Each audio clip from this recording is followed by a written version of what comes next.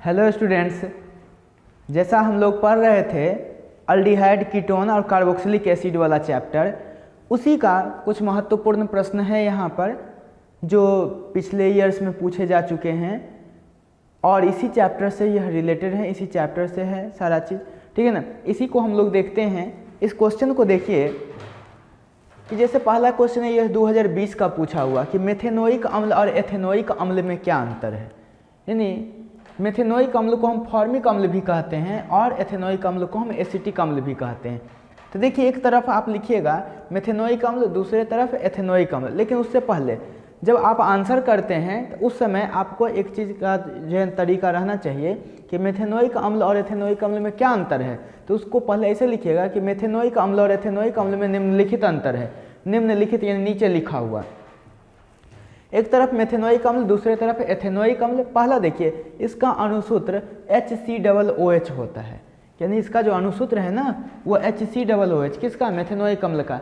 Methane word इसमें आ रहा है, एक कार्बन का, तो देख सकते हैं एक कार्बन को रिप्रेजेंट करता है मेथेन, तो इसलिए यहाँ पर एक कार्बन है COOH का। जबकि इसका अणुसूत्र क्या होता है? CH3COOH। इसमें देखिए दो कार्बन है, एक COOH का कार्बन और एक CH3 का कार्बन, तो यहाँ पर दो कार्बन है, तो इसलिए इसको हम कहते हैं एथेन, दो कार्बन वाला एथेन को जो है रिप्रेजेंट करता है, तो इसलिए इसका अणुसूत्र हो गया CH3COOH। अब जैसे देखते हैं, कहा गया मेथेनोइक अम्ल कार्बोक्सिलिक समूह में H परमाणु जुड़ने से बनता है। जैसे COOH को कहते हैं कार्बोक्सिलिक समूह, इसमें H परमाणु देखिए इधर से जुड़ा है तो मेथेनोइक अम्ल बनता है। जबकि एथेनोइक अम्ल जो है कार्बोक्सिलिक समूह COOH में मेथिल समूह जुड़ने से बनता है। CH3 जब जुड़ा है COOH में तब। अब है यह टॉलेंस टेस्ट देता है, आप पढ़ चुके हैं, सिल्वर अमोनिकल नाइट्रेट होता है यह टॉलेंस रिएजेंट। तो टॉलेंस टेस्ट आपको पता है कि टॉलेंस टेस्ट में जो है ना क्या होता है कि अल्डिहाइड जो है ना टॉलेंस टेस्ट को देता है, कीटोन नहीं देता है। उसी तरह से फेलिंग सॉल्यूशन टेस्ट को देता है अल्डिहाइड, कीटोन नहीं देता है। बेंडिक्ट सॉल्यूशन टेस्ट को देता है। ये सारा चीज़ मैंने पढ़ा रखा है आपको, आप देखेंगे पिछले क्लासेज के वीडियोज़ में, तो वहाँ पर जो है ना आपको मिल जाएंगे ये सब चीज़ें, इसी चैप्टर में मैंने पढ़ाया है ये, ठीक है ना। अब देखिए कि यहाँ पर क्या है कि यहाँ पर भी यह अम्ल है, वहाँ पर तो अल्डिहाइड कीटोन की बातें थी जिसमें हम लोग पढ़ते थे टॉलेंस टेस्ट और पढ़ते थे फेलिंग सॉल्यूशन टेस्ट। तो टॉलेंस टेस्ट में देखिए होता क्या है ना कि टॉलेंस टेस्ट जैसे RCOOH यह अल्डिहाइड ग्रुप है, ये वाला क्या होता है, जब इस पर टॉलेंस रिएजेंट हम डालते हैं, टॉलेंस रिएजेंट जब डालते हैं, टॉलेंस अभिकर्मक इस पर जब डालते हैं तो यह RCOO- इस तरह से, यानी कि यह जो अल्डिहाइड ग्रुप है यह कार्बोक्सिलिक ग्रुप में, यह कार्बोक्सिलेट आयन हो गया, उसमें यह चेंज हो जाता है, ठीक है। तो यहाँ पर क्या होना चाहिए ना कि मेनली ये वाला ग्रुप रहना चाहिए, COOH ये वाला ग्रुप रहना चाहिए, तो वो Tollens test, Fehling solution test देता है। अगर मैं बात करूँ यहाँ पर HCOOH की, तो इसको देखिए कैसे लिखा जा सकता है, HCOOH। देखिए तो आपके पास यही तो है फॉर्मिक एसिड या मेथेनोइक एसिड। तो मेथेनोइक अम्ल में देखिए ना आपके पास क्या है, COOH, जैसा यहाँ पर है COOH, यही वाला ग्रुप चेंज हो जाता है COO- में। तो उसी तरह से यहाँ पर भी देख सकते हैं कि फॉर्मिक अम्ल में भी आपके पास HCOO ग्रुप है, तो इसलिए टॉलेंस टेस्ट और फेलिंग सॉल्यूशन टेस्ट को देता है।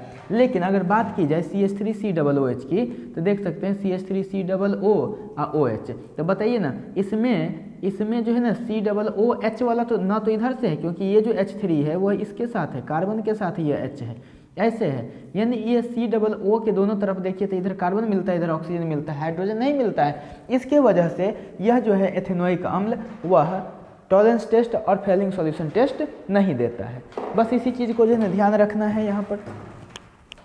तो इसलिए यहाँ पर पॉइंट जो है ना लिखा हुआ है कि यह टॉलेंस टेस्ट देता है, यह टॉलेंस टेस्ट नहीं देता है, यह फेलिंग सॉल्यूशन टेस्ट देता है, यह फेलिंग सॉल्यूशन टेस्ट नहीं देता है। और यह देता है तो क्यों देता है आप देख सकते हैं, इसी चीज़ को मैंने लिख रखा है यहाँ पर। यह फेलिंग सॉल्यूशन टेस्ट देता है क्योंकि इसमें HCOO समूह उपस्थित रहता है, जैसा कि मैंने अभी दिखाया था कि फॉर्मिक अम्ल में HCOO ग्रुप जो है ना यह मौजूद रहता है, लेकिन उसमें तो HCOO ग्रुप जो है ना मौजूद ही नहीं रहता है, इसलिए वह फेलिंग सॉल्यूशन या टॉलेंस दोनों का रीजन यही हो गया, इसके भी दोनों का रीजन ये हो गया जो यहाँ पर लिखा हुआ है। और एक पॉइंट और भी आप जो है यहाँ पर लिख सकते हैं कि इस यानी मेथेनोइक अम्ल को साधारण नाम के रूप में इसको कहा जाता है फॉर्मिक अम्ल, यानी कि इसे फॉर्मिक अम्ल कहा जाता है। इसे फॉर्मिक अम्ल कहा जाता है। और इसमें आप लिख दे सकते हैं कि इसे एसिटिक अम्ल कहा जाता है। इसे एसिटिक अम्ल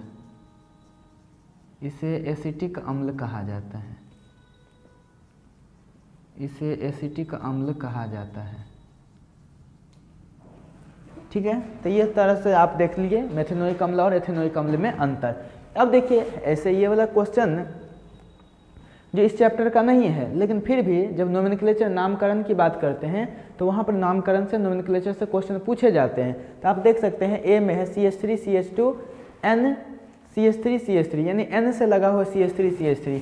अगर आप देखिए तो अगर ऐसा रहता CH3 CH2 NH2 तो इसको हम कहते हैं दो कार्बन का एमीन। NH2 ग्रुप जो है एमिनो ग्रुप है, एमिनो समूह है यह, ठीक है ना। तो इसलिए यह एमीन बनता है। तो CH3 CH2 NH2 तो 2 कार्बन का एमीन, तो 2 कार्बन को हम एथेन कहते हैं, ठीक है ना। उसमें एमीन जोड़ दीजिए तो ये हो गया एथेनामीन, यानी कि इसको हम कहते हैं एथेनामीन। लेकिन आप देख सकते हैं कि NH2 का यानी N के साथ जो 2 H है वो दोनों H हटा करके एक H के जगह पर CH3, फिर दूसरे H के साथ मतलब दूसरा H के जगह पर भी CH3, ठीक है ना। तो वही चीज़ तो है कि एक N यहाँ पर है, उसके साथ जो H2 था यहाँ पर वो H2 हटा करके एक H के जगह पर CH3, एक दूसरे H के जगह पर भी CH3। आप देख सकते हैं तो N, N die methyl, CH3 को मेथिल या मिथाइल कहते हैं, तो इसलिए N से लगा हुआ है, तो इसलिए N, N दुगो है, तो इसलिए डाई मेथिल। इधर 2 कार्बन का एमीन, तो 2 कार्बन का एमीन को क्या कहते हैं एथेनामीन। अब है B, यहाँ पर देख सकते हैं यह B है CH3 CHBr CONH2, तो इसमें कितना कार्बन, तो 1 2 3, क्योंकि CONH2 को एमाइड कहते हैं। तो एमाइड में जो COONH2 है, यह C जो है वह काउंटिंग में आता है, गिनती में आता है, नंबरिंग में आता है, तो इसलिए देखिए कि 1 2 3। अब देख रहे हैं कि जब ऐसा करते हैं, चूंकि गिनती यहीं से होगा, जो हमारे पास जो ग्रुप है COONH2 जो एमाइड ग्रुप है उसका कार्बन को फर्स्ट नंबर हम कार्बन देते हैं, ठीक है ना। तो यहाँ से देख सकते हैं कि सेकंड पर क्या है, सेकंड नंबर कार्बन पर Br है, तो इसलिए इसको हम कहते हैं 2 ब्रोमो। और उसके बाद से 3 कार्बन का एमाइड, तो 3 कार्बन का अल्केन पहले क्या प्रोपेन, और उसमें एमाइड जोड़ दीजिए तो प्रोपेनामाइड हो गया, ठीक है ना। हम चलते हैं यहाँ पर C देखिए C2H5OCCH3, आप ध्यान दीजिए C2H5OCH3। अब क्या है कि O के दोनों तरफ तो इथर ग्रुप है, तो इथर के लिए क्या है, इसको कहते हैं मेथिल, CH3 को कहते हैं मेथिल, इसको कहते हैं एथिल। अगर इसका कॉमन नेम लिखना रहता साधारण नाम तो इसको हम एथिल मेथिल इथर कहते हैं। लेकिन यह क्या है IUPAC नाम लिखना है, तो आप देखिए कि ऑक्सीजन के दोनों तरफ कोई ना कोई अल्काइल रहता है। जो छोटा अल्काइल होता है उसके साथ ऑक्सी लगा दीजिए। छोटा अल्काइल है CH3 1 कार्बन का, तो मिथाइल है उसमें ऑक्सीजन जोड़ी तो हो गया मेथॉक्सी, तो यह हो गया मेथॉक्सी। और उसके बाद से 2 कार्बन का अल्केन तो एथेन हो गया। 2 कार्बन के अल्केन को हम क्या कहते हैं एथेन कहते हैं, इसलिए यह हो गया क्या मेथॉक्सी एथेन।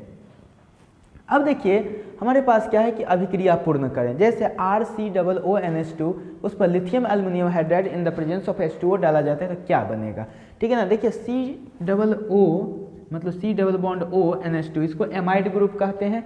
एमाइड ग्रुप पर जब भी लिथियम एल्युमिनियम हाइड्राइड डाला गया तो ये रिड्यूसिंग एजेंट है, अपचायक है, अवकारक है यह, ठीक है ना। तो वो क्या करता है COO ग्रुप को वो CH2 में बदल देता है, ठीक है ना। इसलिए देखिए अल्केनामाइड है RCOONH2 lithium aluminium hydride in the presence of H2O जब डाला जाता है तो RCOO जो है ना वो CH2 में बदल जाता है, NH2 जैसा है वैसे रह जाता है, यह 1 डिग्री एमीन हो जाता है, यानी एमीन का फॉर्मेशन हो गया। यह भी 2019 का पूछा हुआ क्वेश्चन, 2019 का पूछा हुआ एक और क्वेश्चन है आपके सामने, इसी चैप्टर का है। क्या होता है जब कैल्शियम फॉर्मेट को तेजी से गर्म किया जाता है, तो आंसर है कि फॉर्मल्डिहाइड बनता है। जैसे देखिए यही कैल्शियम फॉर्मेट फॉर्मिक एसिड से, फॉर्मिक एसिड का फॉर्मूला होता है, जैसे मेथेनोइक एसिड को ही फॉर्मिक एसिड कहते हैं, उसका फॉर्मूला होता है HCOOH, तो HCOOH, तो OH का H जब हटा देते हैं तो यह बच जाता है हमारे पास HCOO माइनस, ठीक है ना। इस तरह से यहाँ पर यह बच जाता है, जैसे HCOOH यह तो फॉर्मिक एसिड हो गया, इसमें से HCOO- ये H को हटा देते हैं तो इसको कहते हैं फॉर्मेट आयन। अब इसके मतलब इसके साथ क्या कैल्शियम जब लगाते थे, कैल्शियम की वैलेंसी तो 2 होती है, इसकी वैलेंसी चूंकि 1 माइनस है तो 1 होती है, उसकी वैलेंसी 2, तो इसलिए इसको भी बराबरी करने के लिए इसको 2 रखा जाता है, 2 मात्रा, यानी कि HCOO आप देख सकते हैं यहाँ पर HCOO रखा गया है, और उसके बाद Ca, तो यही हो गया कैल्शियम फॉर्मेट। इसको जब तेजी से गर्म किया जाता है तो यही HCHO और CaCO3, HCHO किसको कहते हैं हम लोग, फॉर्मल्डिहाइड, या इसको कहते हैं एथेनल, ठीक है ना, अल्डिहाइड है एथेनल। तो ये पूछा हुआ प्रश्न है, इस तरह से बन सकता है। यानी आप सिंपल सी बात देखिए ना कि H जो है वो COO जो है ना वो CHO में बदल जाता है, जो COO है वो CHO में बदल जाता है, यहाँ पर H जैसे था वैसे लगा रह जाएगा। यहाँ पर आता CH3COO2 एसीटेट, कैल्शियम एसीटेट, तो यहाँ पर क्या होता है H के जगह पर CH3 वैसे रह जाता है, केवल COO जो है CHO में बदल जाता है अल्डिहाइड ग्रुप में, क्योंकि यहाँ क्या है अवकारक, यहाँ पर अवकरण की क्रिया होती है, ये जो हीट कर देते हैं ना तो अवकरण की क्रिया होती है, यह एसिड वाला जो पार्ट है वह अल्डिहाइड में आ जाता है, तो एसिड सबसे ऊपर, उसके बाद से अल्डिहाइड और उससे नीचे जो है ना क्या है तो आपका अल्कोहल। इसी तरह से होता है, अल्कोहल को जब हम इसको ऑक्सीडाइज करते हैं तो अल्डिहाइड में आता है, अल्डिहाइड के बाद से कार्बोक्सिलिक एसिड में, उसी तरह से उल्टा जब चलते हैं तो कार्बोक्सिलिक एसिड को अगर रिड्यूस करते हैं, उसको अपचयित करते हैं तो अल्डिहाइड में, और उससे नीचे अल्कोहल में भी आता है, उससे भी नीचे चलते हैं तो आपके पास अल्केन में भी आता है, ठीक है ना। ये सब क्लेमेंसन रिडक्शन में आप लोग जो है देखे हैं इस चीज़ को, इसका तो वोल्फ किस्नर रिएक्शन भी था, ठीक है ना। तो खैर जो कुछ भी वहाँ पर आपने देखा था कि लिथियम एल्युमिनियम हाइड्राइड जो है एक रिड्यूसिंग एजेंट की तरह यह काम करता है, एक अवकारक की तरह, एक अपचायक की तरह। तो चलिए ये सब चीज़ था, ठीक है ना, इतना डिस्कशन कर लिए। और भी कुछ क्वेश्चन हैं, इस चीज़ को भी देखते हैं। तो इसलिए जो भी चैप्टर आप पढ़े हैं उसके अंत में कुछ ना कुछ क्वेश्चन मैंने करवा दिया है, निश्चित रूप से इस सब चीज़ पर आप ध्यान दीजिए, बहुत ही बेहतर रहेगा। चलिए पहले इतना को नोट कर लीजिए, फिर इसके बाद से और भी चीज़ों का डिस्कशन करते हैं।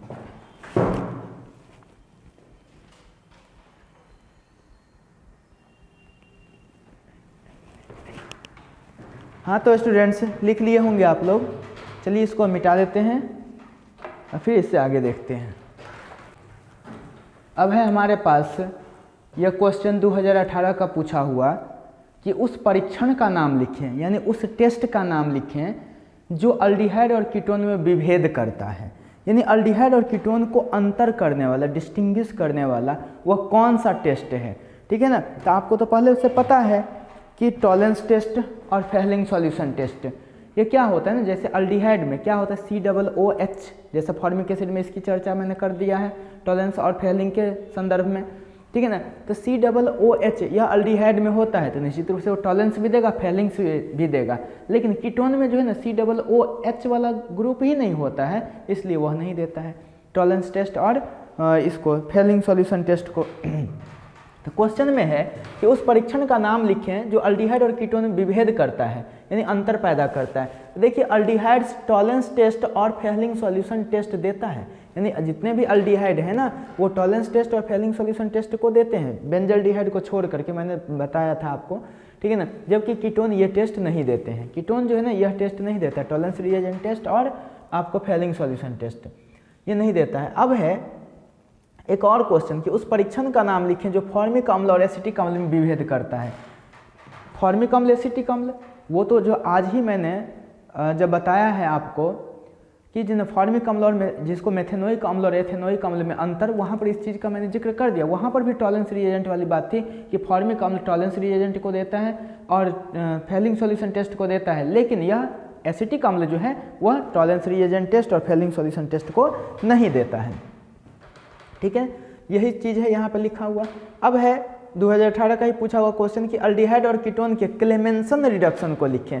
मैंने बता रखा है, ऐसे थ्योरी में मैंने बता रखा है Clemmensen reduction, Wolff Kishner reduction, ये सब मैंने बता रखा है। तो देखिए कि क्लेमेंसन में क्या होता है कि इसके लिए जो हम रिएजेंट का हम यूज करते हैं वो है जिंक अमलगम, ठीक है ना। अम्ल के उपस्थिति में जिंक अमलगम, जिंक अमलगम क्या होता है, तो हमेशा ध्यान दीजिएगा, अमलगम वर्ड कहीं पर आ जाता है तो इसका मतलब क्या, मरकरी या पारा के साथ किसी धातु का जो मिश्रण होता है उसको हम कहते हैं उस धातु का अमलगम। जिंक धातु के साथ पारा का होता है वह मिश्रण, समांगी मिश्रण, जिसको होमोजीनियस मिक्सचर कहते हैं, तो इसको हम लोग कहते हैं कि यह जिंक अमलगम है। सोडियम के साथ होता है सोडियम अमलगम होता है, ठीक है, आयरन के साथ होता है आयरन अमलगम होता है। तो कहने का अर्थ क्या है कि जिस मेटल के साथ इसको हम मिक्स कर रहे हैं होमोजीनियस मिक्सचर बनता है, लेकिन किसका, पारा का या मरकरी का, तो उसको हम कहते हैं उस धातु का अमलगम। यहाँ पर जिंक अमलगम है, ठीक है ना। अम्ल की उपस्थिति है, HCl देख सकते हैं। तो इसमें क्या होता है, क्लेमेंसन रिडक्शन में अल्डिहाइड और कीटोन में जो कार्बोनिल समूह है COO तो रहता ही है, वो CH2 में बदल जाता है। इसी चीज़ को लिखा गया है यहाँ पर कि क्लेमेंसन रिडक्शन में अल्डिहाइड और कीटोन का कार्बोनिल समूह CH2 में अपचयित हो जाता है। अपचयित मतलब अवकृत हो जाता है, रिड्यूस हो जाता है, परिणाम स्वरूप एल्केन प्राप्त होता है। जैसे RCOOH, देखिए तो यही कार्बोनिल समूह ये CH2 में बदलेगा। यहाँ पर देखिए बड़ी ब्रैकेट में H लिखा जाता है तो इसका मतलब रिडक्शन होता है, और बड़ी ब्रैकेट में O लिखा जाता है इसका मतलब ऑक्सीडेशन होता है, ठीक है। तो यहाँ पर आप देख सकते हैं कि इसका यह अल्डिहाइड है, अल्डिहाइड का रिडक्शन हुआ है किसकी उपस्थिति में, जिंक अमलगम और अम्ल की उपस्थिति में, HCl की उपस्थिति में। तो देखिए आपके पास क्या बना है, RCOO CH2 में बदलता है तो ये CH2 और फिर से एक H, तो CH2 और H क्या CH3 हो गया, तो इसलिए RCH3 प्लस H2O निकल जाता है। यहाँ पर भी देख सकते हैं यह भी क्या है, हमारा एक अल्डिहाइड है, COO यहाँ पर भी है। ऐसे तो अल्डिहाइड यहाँ तक है, लेकिन हमें कार्बोनिल ग्रुप चाहिए केवल। तो देखिए कि इसमें क्या होता है, क्लेमेंसन रिडक्शन में ये कार्बोनिल समूह CH2 में बदलता है, तो CH3 CH2 और H, तो इसलिए CH3 तो है ही, CH2 और H यानी CH3, यानी CH3 जिसको क्या कहते हैं, एथेन कहते हैं, एक अल्केन है, अल्केन प्राप्त हो गया, H2O निकल जाता है। यहाँ पर देखिए कीटोन है RCOOR+4H, H का मतलब क्या है, यह इसका अवकरण हो रहा है, अपचयन हो रहा है, किसकी उपस्थिति में, जिंक अमलगम और अम्ल की उपस्थिति में। तो देखिए कि यहाँ पर भी क्या होता है, COO वाला जो यह ग्रुप है आपको, एक कार्बोनिल समूह जिसको कहते हैं, वह CH2 में बदल जाता है, तो RCH2 ये बन गया। यहाँ पर देख सकते हैं CH3COO एसीटोन या प्रोपेनोन इसको कहते हैं, यानी हम कह सकते हैं कीटोन परिवार का यह सबसे छोटा सदस्य है, ठीक है ना। इसका भी वही चीज़ होगा, क्लेमेंसन रिडक्शन होगा, जो COO वाला जो ये समूह आप देख रहे हैं वह क्या होता है, तो रिड्यूस हो जाता है CH2 में। तो इधर से CH3 CH2 CH3 CH3 CH2 CH3 यह प्रोपेन हो गया, अल्केन की प्राप्ति हो गई। तो यही था क्लेमेंसन रिडक्शन, आपको ऐसे थ्योरी में भी बताया गया था, यहाँ पर और भी अच्छे तरीके से देख लिए, टू दी पॉइंट। अब है 2017 में पूछा हुआ क्वेश्चन, क्या होता है जब इथाइल इथानोएट जब नोएट ओएट वाली बात आ जाती है, तो इसका मतलब क्या होता है, एस्टर वाली बात है। एस्टर तो आपको पता है कि जब अम्ल और इसका अल्कोहल को जो मिलाते हैं तो एस्टर का फॉर्मेशन होता है, एस्टरीकरण आप पढ़े भी थे, ठीक है ना। तो देखिए ना कि क्या होता है जब इथाइल इथानोएट यानी एथिल एथेनोएट को जलीय KOH के साथ गर्म किया जाता है, तो देखिए आंसर है कि एथेनोइक अम्ल बनता है या एसिटिक अम्ल बनता है। कैसे, तो देखिए आपके पास ये CH3COO C2H5 इसको एथिल एथेनोएट कहते हैं, जलीय KOH को एक्वस KOH। तो इसमें से क्या होता है, C2H5OH यानी कि अल्कोहल जो है ना निकल जाता है, और आपके पास बनता है CH3COO-K+, यानी कि यह बन जाता है पोटेशियम एसीटेट, एक सॉल्ट बन जाता है, लवण बन जाता है। इस पर H2O डालते हैं तो वहाँ पर COO-K+ जो था, तो K+ हट करके H जो है ना, H2O से H आता है और उसके साथ लग जाता है, तो यह CH3COOH, इसको कहते हैं एथेनोइक अम्ल या एसिटिक अम्ल, यह प्राप्त होता है। अगला क्वेश्चन है, क्या होता है जब एसिटल्डिहाइड जिसको एथेनल कहते हैं उसको एसिटल्डिहाइड भी कहते हैं साधारण नाम में। तो क्या होता है जब एसिटल्डिहाइड यानी CH3CHO टॉलेंस रिएजेंट के साथ अभिक्रिया करती है। तो देखिए कि जब टॉलेंस रिएजेंट के साथ अल्डिहाइड करेगी, क्योंकि इसके पास टॉलेंस के लिए क्या होना चाहिए, COO और H, कार्बन से एक डबल बॉन्ड O होना चाहिए और एक H, इतना रहना चाहिए, तो टॉलेंस और फेलिंग सॉल्यूशन को देता है। देखिए तो यहाँ पर लिखा है कि एसिटिक अम्ल का आयन एसीटेट आयन प्राप्त होता है, यानी इससे एसीटेट आयन प्राप्त होता है। जैसे देखिए यही है हमारे पास एथेनल या एसिटल्डिहाइड, यही जो आप देख रहे हैं यही क्या है, एसिटल्डिहाइड है, और यही है हमारा टॉलेंस रिएजेंट टेस्ट। यहाँ पर देखिए कि अल्कलाइन माध्यम है, क्षारीय माध्यम है, हीट कर दिया जाता है, यही चीज़ हमें मेनली प्राप्त होता है CH3COO-, जिसको हम एसीटेट आयन कहते हैं। और ये सब तो उप उत्पाद है। सिल्वर मिरर भी नीचे में, इसी में टॉलेंस रिएजेंट में ही यह जो Ag है जो सिल्वर वो नीचे बैठ जाता है, जिसमें अगर ऐसे आप झाँकेंगे तो उसमें आपका फेस दिखेगा जैसे आईना में दिखता है। इसलिए टॉलेंस रिएजेंट के साथ जो इसका टेस्ट होता है उसमें चूंकि सिल्वर मिरर बनता है, इसलिए इसको सिल्वर मिरर टेस्ट भी कहते हैं। तो इस सब चीज़ का जो जिक्र पहले भी हो चुका है। अब है 2017 में पूछा हुआ क्वेश्चन कि क्या होता है जब फिनॉल के क्षारीय विलयन को CO2 के साथ उच्च दाब के अधीन गर्म किया जाता है और इसके बाद प्रोडक्ट यानी प्रतिफल को हाइड्रोलाइज किया जाता है, जल अपघटित किया जाता है। हाइड्रोलाइज मतलब होता है जल अपघटन। तो देखिए आंसर है कि सैलिसैलिक अम्ल बनता है, यानी सैलिसैलिक एसिड बनता है। ऐसे है तो ये अल्कोहल फिनॉल का फिर भी साथ में था, तो एक जिन्हें उसका जो है डिस्कशन कर दे रहे हैं। देखिए कि इसको फिनॉल कहते हैं। बेंजीन पर जब OH लगल रहता है तो उसको क्या कहते हैं, फिनॉल कहते हैं। यही है CO2 + NaOH, इसके साथ उच्च दाब पर जब अभिक्रिया होती है तो इसको कहते हैं, देखिए ना, फिनॉल के क्षारीय विलयन। तो क्षारीय विलयन का मतलब कि NaOH एक क्षार की तरह काम करता है, अल्कली की तरह काम करता है। तो यही फिनॉल का क्षारीय विलयन को CO2 के साथ उच्च दाब पर गर्म किया जाता है। तो त्रिभुज का चिन्ह दे दीजिए, जब गर्म वाली बात होती है, जब भी ताप की बात होगी ये दे दीजिए त्रिभुज का चिन्ह, ठीक है ना। गर्म किया जाता है तो इसके बाद से क्या बनता है, तो आपके पास ये वाला प्रोडक्ट बना। अब इसका रीअरेंजमेंट होता है। रीअरेंजमेंट का मतलब क्या होता है, तो आप देख सकते हैं ये वाला पार्ट O - Na यहाँ पर और ये COO वाला पार्ट यहाँ पर अर्थो पर आ जाता है, इसी को रीअरेंजमेंट कहते हैं। यानी बेंजीन था ही O - Na+ और ये धर वाला जो ये पार्ट है यहीं पर अर्थो पर जो है COOH लग जाता है। चूँकि O - Na+ है, सॉल्ट जैसा है, लवण जैसा है, इस पर H+ यानी आप डाल दीजिए H+ मतलब हो गया आपको अम्ल की उपस्थिति, तो उसमें क्या होगा Na+ हट जाएगा, वहाँ पर H जुड़ जाएगा। और देखिए बेंजीन पर OH और COOH, अगर बेंजीन पर OH और COOH है तो इसी को कहते हैं सैलिसैलिक अम्ल कहते हैं। तो इस तरह से सैलिसैलिक अम्ल हमें प्राप्त होता है। चलिए पहले इतना को नोट कीजिए, फिर इससे आगे और भी क्वेश्चन को देखते हैं।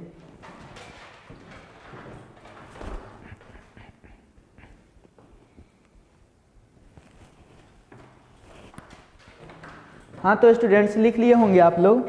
चलिए मिटा देते हैं इसको और फिर इससे आगे अब देखते हैं। अब देखिए, अब है 2017 में पूछा हुआ क्वेश्चन है यह कि क्या होता है जब टॉल्यूइन को क्रोमाइल क्लोराइड के साथ CH2 कार्बन डाइसल्फाइड की उपस्थिति में गर्म किया जाता है और प्रोडक्ट को यानी प्रतिफल को हाइड्रोलाइज किया जाता है, जल अपघटित किया जाता है। तो आंसर है कि बेंजल्डिहाइड प्राप्त होता है। कैसे, तो देखिए ये टॉल्यूइन हुआ, बेंजीन पर जब CH3 लगा रहता है तो उसको टॉल्यूइन कहते हैं। CrO2Cl2 और प्लस CH2, तो CrO2Cl2 यही क्रोमाइल क्लोराइड है, CH2 कार्बन डाइसल्फाइड की उपस्थिति में देखिए बेंजल्डिहाइड प्राप्त होता है। फिर अगला क्वेश्चन है क्या होता है जब crotonaldehyde lithium aluminium hydride dry ether यानी शुष्क ईथर के साथ उपचारित की जाती है और प्रतिफल को एसिड हाइड्रोलाइज कराया जाता है, यानी अम्ल की उपस्थिति में जो ना अपघटन कराया जाता है। तो इसका आंसर है कि ब्यूट 2 in 1 ऑल प्राप्त होता है। जैसे देखिए यही है क्रोटोनल डिहाइड, ठीक है ना, यह है क्रोटोनल डिहाइड हमारा, देख सकते हैं इसी का नाम है क्रोटोनल डिहाइड। CH3 CH double bond CH CHO, इसका देखिए चूंकि होता अपचयन है इसलिए बड़ी ब्रैकेट में H दिया जाता है। किसकी उपस्थिति में यह अपचयन की क्रिया होती है, lithium aluminium hydride dry ether शुष्क ईथर, और दूसरा है H3O+। तो देखिए कि इसमें क्या होता है कि जो CH3 CH double bond CH जो था वो सब ठीक है, ये CHO केवल अपचयित होकर के यह CH2OH में 1 डिग्री अल्कोहल में आ गया है, प्राइमरी अल्कोहल या प्राथमिक अल्कोहल में आ गया है। अब देखिए अगर ऐसा हुआ, सब चीज़ तो सेम ही है, CH3 CH double bond CH same ही है, केवल CHO अपचयित होकर के CH2OH में आ जाता है और इसका नाम क्या हो जाता है, तो 1 2 3 4 4 कार्बन है तो इसलिए ब्यूट। दूसरा तीसरा कार्बन के बीच में डबल बॉन्ड है तो इसलिए दूसरा वाला छोटा वाला लिखा जाता है, तो 2 और 3 में छोटा 2, तो इन, और पहला नंबर कार्बन से OH लगा हुआ है अल्कोहल, तो इसलिए 2 in 1 ऑल, ठीक है ना। तो ये हो गया ब्यूट 2 in 1 ऑल प्राप्त होता है। अब है अगला क्वेश्चन है 2016 और 2014 दोनों में पूछा हुआ है, क्या होता है जब एसिटल्डिहाइड को ब्लीचिंग पाउडर यानी विरंजक चूर्ण के साथ गर्म किया जाता है।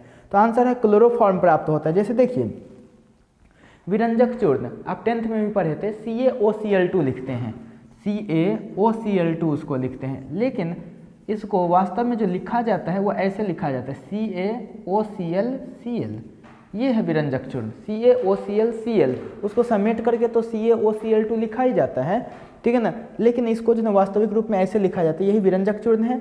जल के साथ सबसे पहले यानी जल की उपस्थिति में क्या बनता है, CaOH2 plus Cl2, CaOH whole 2, यही शुष्क बुझा हुआ चूना, और यहाँ पर ये Cl2, यही Cl2, ये जो Cl2 आया है वही Cl2 क्या करता है अल्डिहाइड को, तो आपके पास कौन सा अल्डिहाइड, एसिटल्डिहाइड यानी एथेनल 2 कार्बन वाला, तो CH3COOH, यही क्या है हमारा CH3C डबल बॉन्ड OH यानी CH3CHO है यह, ठीक है ना, एसिटल्डिहाइड, यही ब्लीचिंग पाउडर यानी व्यंजक चूर्ण से जो आया है Cl2 उसके साथ अभिक्रिया करके ये बनाता है 3 हाइड्रोजन के पास, देख सकते हैं तीनों हाइड्रोजन को हटा करके 3 Cl लग जाता है, जो CH3 था वो CCl3 COOH जैसे वैसे रह जाता है, 3 HCl निकल जाता है, और फिर इस पर आप देख सकते हैं, इस पर यहाँ पर जो बना हुआ था यह, जिसको हम क्या कहते हैं बुझा हुआ चूना या भखरा चूना, उसकी अभिक्रिया होती है, तो हमें मिल जाता है CHCl3 plus HCOO whole 2Ca, यानी कि क्लोरोफॉर्म हमें मिल जाता है कैल्शियम फॉर्मेट, तो हमें जो है मेन प्रोडक्ट क्लोरोफॉर्म CHCl3 प्राप्त हो जाता है। अब है 2014 में पूछा हुआ क्वेश्चन है कि एनिलीन को बेंजोइक अम्ल में कैसे बदलेंगे। एनिलीन, तो बेंजीन पर जब NH2 रहता है तो उसको हम एनिलीन कहते हैं, ठीक है ना। तो सबसे पहली बात क्या है ना कि इस एनिलीन को आपको बदल देना है बेंजीन डाइजोनियम सॉल्ट में, बेंजीन डाइजोनियम लवण में, ठीक है। तो उसके लिए क्या है HNO3 HCl चाहे HNO2 HCl, HNO2 है तो नाइट्रस अम्ल हुआ, ठीक है ना, और हीट कर देते हैं तो यही NH2 बदल जाता है किसमें, तो बेंजीन डाइजोनियम सॉल्ट में। इस पर देखिए CuCl किसकी उपस्थिति में, HCl की उपस्थिति में सैंडमियर अभिक्रिया हो जाती है, तो यह क्लोरोबेंजीन बनता है। क्लोरोबेंजीन पर जब KCN डालते हैं तो यहाँ पर देखिए कि यह बेंजीन नाइट्राइल बनता है, इस पर H2O डालने पर यह बेंजोइक अम्ल, यानी कि आप देख सकते हैं कि यहाँ पर बेंजीन पर COOH जब समूह लग जाता है तो इसी को हम बेंजोइक अम्ल कहते हैं। ये हो गया। अब है 2014 में पूछा हुआ क्वेश्चन कि अल्डिहाइड का लोअर मेंबर जल में घुलनशील होता है क्यों। देखिए फिजिकल प्रॉपर्टीज में जब भौतिक गुण पढ़ रहे थे तो उस टाइम तो ये सब चीज़ देखे ही थे हम लोग, ठीक है ना, कि क्या कि बेंजीन का इसका एल्डिहाइड का लोअर मेंबर जल में घुलनशील होता है। तो देखो जो जल के साथ क्या होता है, जल के अणुओं के साथ H आबंध बनाता है, H बॉन्डिंग बनाता है, H बंधन बनाता है, वही क्या होता है घुलनशील होता है। तो यहाँ पर क्या है कि एल्डिहाइड का लोअर मेंबर जो है ना जल के अणुओं के साथ H आबंध बनाता है, अतः यह जल में घुलनशील होता है।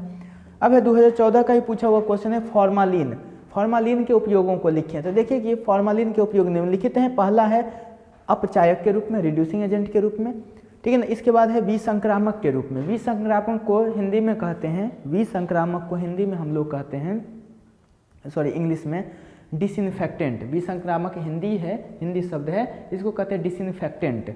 अब देखिए दो तरह की चीज़ें होती है, एक होता है क्या कि एक होता है एंटीसेप्टिक, एक होता है डिसइंफेक्टेंट। तो एंटीसेप्टिक का यूज हम करते हैं लिविंग सरफेस पर, यानी कि सजीव के सरफेस पर, सजीव के सतह पर हम जो है ना एंटीसेप्टिक का यूज करते हैं। जैसे कट फट जाता है तो क्या करते हैं, डिटोल का यूज करते हैं। तो डिटोल क्या है, एंटीसेप्टिक है। और ये जो है जैसे फिनाइल है, फिनाइल से जो हम लोग क्या करते हैं सरफेस को साफ करते हैं, घर के जितने भी वो सतह होते हैं उस सब चीज़ को जो है पोछा उछा में लगाते हैं, ठीक है ना, तो उसमें जो है ना फिनाइल डाल करके, तो फिनाइल क्या होता है, तो फिनाइल जो हो जाता है उसको डिसइंफेक्टेंट कहते हैं, क्योंकि वह निर्जीव सतह पर यूज किया जाता है। तो याद कीजिए कि दोनों चीज़ है सेम ही चीज़, लेकिन क्या है दोनों का एरिया अलग है। तो एक होता है कहाँ पर यूज करने वाला, सजीव के सतह पर, एक होता है निर्जीव के सतह पर। तो निर्जीव के सतह पर जो यूज किया जाता है उसको विसंक्रामक कहते हैं, डिसइंफेक्टेंट कहते हैं, यानी कि फॉर्मालिन जो है वह डिसइंफेक्टेंट के रूप में यूज होता है। इसके बाद है मृत जंतुओं और पादपों के परिरक्षक के रूप में। जंतु अगर जो ना मृत हो गया है, पादप भी अगर मृत है, तो उसको अगर बहुत दिनों तक हमें क्या करना है, तो वो सड़े नहीं, उसको बचा के रखना है, तो उसके परिरक्षक के रूप में, प्रिजर्वेटिव के रूप में इसका यूज किया जा सकता है, ठीक है ना। अब है 2013 में पूछा हुआ क्वेश्चन, क्या होता है जब एसीटोन आयोडीन और भस्म के साथ, भस्म यहाँ पर देखो भस्म और क्षार दो तरह की चीज़ें होती है, तो वे भस्म जो जल में घुलनशील होती है उसको क्षार कहते हैं। जैसे NaOH वह भी एक भस्म है, लेकिन यह जल में घुलनशील है, KOH जल में घुलनशील है, इसलिए ये सब क्षार भी कहलाते हैं। तो भस्म की जगह पर अगर क्षार रहे तो यहाँ पर घबराने की जरूरत नहीं है। तो क्या होता है जब एसीटोन आयोडीन और भस्म के साथ अभिक्रिया करती है तो क्या होती है, आयोडोफॉर्म प्राप्त होता है। तो देखिए क्योंकि आयोडीन और भस्म की बात होगी चाहे क्षार की बात होगी, तो I2 + NaOH आयोडोफॉर्म देगा। तो देखिए यहाँ पर यही है हमारा एसीटोन, CH3CO CH3 एसीटोन है, I2 + NaOH आयोडीन किसकी उपस्थिति में, भस्म की उपस्थिति या क्षार की उपस्थिति में। तो देखिए कि CH3COO -Na+, यानी इसको हम कहते हैं कि सोडियम एसीटेट बना। इसके बाद से बना CHI3, यही है आयोडोफॉर्म। जैसे CHCl3 को हम क्लोरोफॉर्म कहते हैं, उसी तरह से CHI3 को आयोडोफॉर्म कहते हैं। यह पीला रंग का अवक्षेप होता है, इसलिए पीला अवक्षेप, इसके बाद 3NaI + 3H2O वो सभी उप उत्पाद के रूप में निकल जाता है, यानी कि हमें आयोडो फॉर्म प्राप्त होता है। इसको आयोडो फॉर्म टेस्ट भी लोग कहते हैं। तो इस तरह से आपने देखा कि इतना सारा क्वेश्चन सब था। चलिए पहले इसको नोट कर लीजिए और फिर इससे आगे देखते हैं हम लोग अगले क्लास में। पहले नोट कर लीजिए।